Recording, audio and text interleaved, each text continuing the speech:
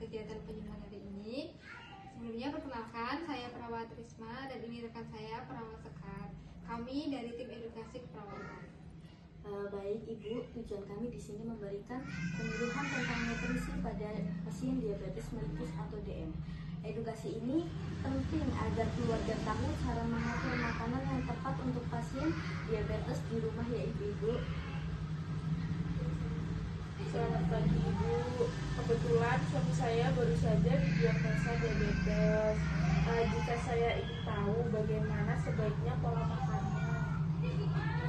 Saya anaknya. Kami sekeluarga masih bingung makanan yang baik untuk dikonsumsi itu bagaimana.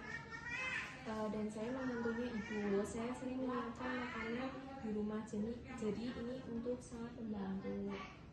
Wah, bagus sekali ya Bu. Artinya keluarga ini sudah sangat peduli terhadap kesehatan pasien. Jadi sebelum mulai kegiatan ini akan berlangsung sekitar 20 menit ya. Jadi apakah ibu-ibu ini setuju? Setuju Bu. Baik, mari kita mulai dengan sedikit pengkajian. Kami ingin tahu dulu apakah Ibu sudah tahu apa itu arti diabetes mellitus? Kalau saya tahu sedikit Ibu, katanya penyakit karena kelebihan gula. Begitu ya Bu? Iya Bu, benar sekali. Jadi namun bukan hanya karena itu aja ya. Jadi terlalu banyak gula itu melainkan karena tubuh tidak bisa menggunakan insulin dengan baik, terus sehingga kadar gula darah itu meningkat. Jadi apa pengertian dan tujuan diabetes? Jadi di sini diabetes mellitus atau DM itu adalah penyakit kronis akibat gangguan metabolisme tubuh, di mana kadar gula darah ini meningkat karena kekurangan insulin atau tubuh kita ini tidak peka terhadap insulin. Nah, untuk membantu mengontrol kadar gula darah pada pasien diabetes, kita harus menjaga pola makan, aktivitas fisik, dan obat-obatan secara berimbang. Salah satunya yaitu melalui diet diabetes mellitus. Diet diabetes mellitus itu maksudnya seperti puasa ya Sus? Bukan Bu, jadi diet di sini artinya mengatur pola makan, bukan menahan lapar gitu ya. Jadi tujuan diet diabetes yaitu yang pertama menjaga kadar glukosa darah agar mendekati normal. Untuk yang kedua mencapai berat badan ideal. Yang ketiga menghindari komplikasi seperti luka, gagal ginjal atau gangguan jantung. Jadi untuk yang keempat ini menjaga asupan gizi tetap seimbang seperti itu. Untuk yang prinsip utama diabetes mellitus dikenal dengan 3J ya Ibu. Yang pertama ada jumlah, sesuaikan dengan kebutuhan energi tubuhnya. Biasanya dikurangi 250 sampai 500 kalori dari kebutuhan normal agar berat badan ideal tercapai. Untuk yang kedua jenis.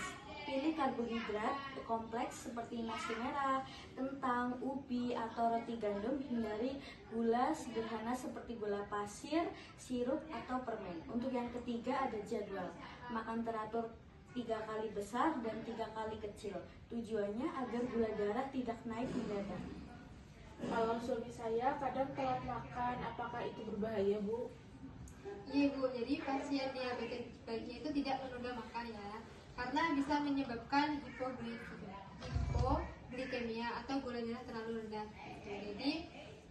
Jadi penting makan tepat waktu, jangan yang sering-sering diundur gitu ya Bu. Untuk kebutuhan zat gizi kira-kira seperti ini ya Bu. Ada 5. Yang pertama ada protein 10-15% dari total energi.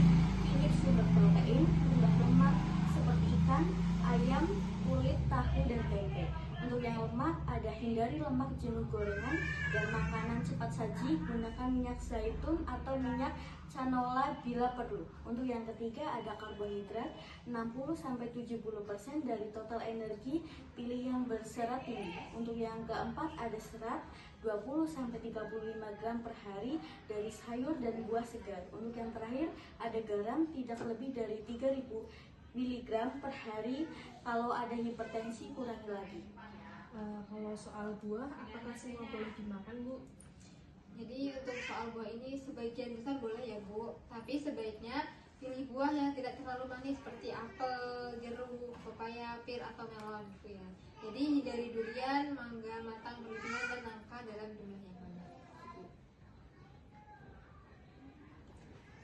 Sebagai contoh ada menu harian untuk pasien DM tipe 2. Untuk yang pagi ada nasi merah setengah piring, telur rebus, sayur bening ayam, segelas susu rendah lemak tanpa gula. Untuk yang selingan pagi ada buah apel dan biskuit gandum. Untuk yang siang ada ikan panggang, tumis sayur tanpa minyak, nasi seperempat piring, air putih. Untuk selingan sorenya ada roti gandum dan teh tawar hangat. Untuk yang malamnya ada tahu, tempe kukus, sayur sop, dan buah pepaya. Mungkin seperti itu aja, Bu. Kalau ayah saya sukanya itu nasi sus, apakah boleh ganti dengan kentang? Bisa Ibu, jadi kentang rebus, singkong kukus, atau jagung rebus bisa jadi sumber karbohidrat pengganti nasi. Jadi kalau mau diganti kentang ya itu tidak apa-apa, jadi tidak ada masalah gitu. Kalau gorengan boleh sedikit saja ya Bu, kadang susah menolak soalnya. Boleh sih Bu, sekali, tapi sebaiknya dihindari rutin ya Bu. Lemak jenuh dari gorengan bisa membuat kadar kolesterol naik dan memperburuk diabetes, Bu. Nah, selanjutnya di sini ada pendasar makanan yang dianjurkan dan dihindari. Di sini saya jelaskan ya, apa aja sih makanan yang dianjurkan. Jadi yang pertama ini ada karbohidrat kompleks.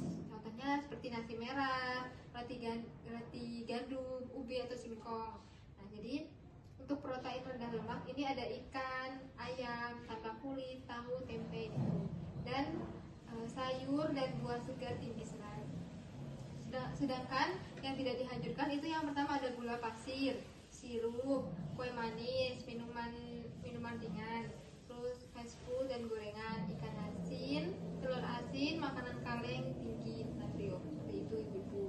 Baik, jadi nanti saya akan pisahkan khusus menu untuk suami saya di rumah.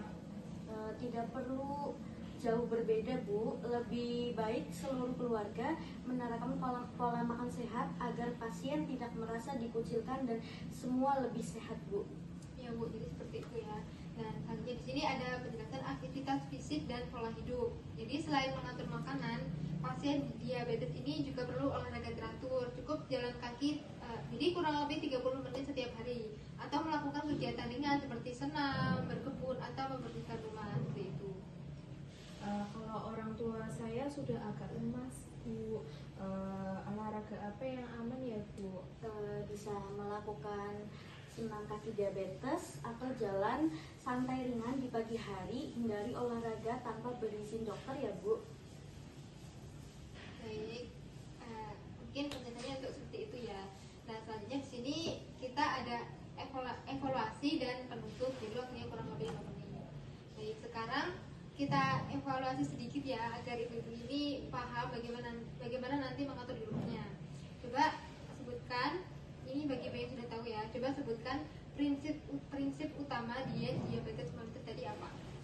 Prinsipnya ada 3 sus. Yang pertama ada jumlah, ada jenis, kemudian ada jadwal makan. Bagus sekali Bu, sekarang coba sebutkan salah satu contoh yang harus dihindari oleh pasien DM. Ada kue manis, minuman bersoda, dan gorengan Bu. Betul sekali, baik Bu. Jadi lalu apa tujuan utama diet DM? Agar gula tetap normal dan tua saya sudah agak lemas Bu. Olahraga apa yang aman ya Bu? Bisa melakukan senam kaki diabetes atau jalan santai ringan di pagi hari, hindari olahraga tanpa berizin dokter ya Bu. Baik, mungkin penjelasannya untuk seperti itu ya. Nah, selanjutnya di sini kita ada evaluasi dan penutup, jadi waktunya kurang lebih 5 menit. Baik, sekarang kita evaluasi sedikit ya agar ibu-ibu ini paham bagaimana nanti mengatur di rumahnya. Coba sebutkan, ini bagi ibu yang sudah tahu ya, coba sebutkan prinsip utama diet diabetes mellitus tadi apa? Prinsipnya ada 3 sus. Yang pertama ada jumlah, ada jenis, kemudian ada jadwal makan. Bagus sekali Bu, sekarang coba sebutkan salah satu contoh yang harus dihindari oleh pasien DM. Ada kue manis, minuman bersoda, dan gorengan Bu. Betul sekali, baik Bu. Jadi lalu apa tujuan utama diet DM?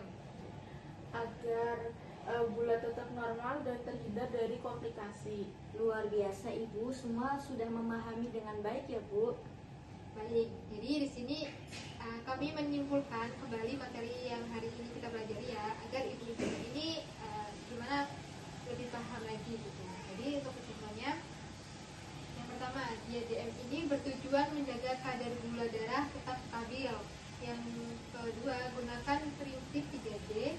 Yang ketiga, pilih makanan sendiri, hindari gula, lemak, dan garam berlebih. Dan yang keempat, lakukan olahraga teratur dan kontrol rutin ke dokter. Kami ucapkan terima kasih atas perhatian dan partisipasinya ibu-ibu. Semoga informasi ini bermanfaat dalam merawat pasien di rumah. Terima kasih banyak ya semua, penjelasannya sangat jelas dan mudah untuk dipahami. Ya Bu, sekarang kami lebih percaya diri untuk merawat suami saya di rumah. Saya juga akan bantu menyiapkan makanan yang lebih sehat di rumah.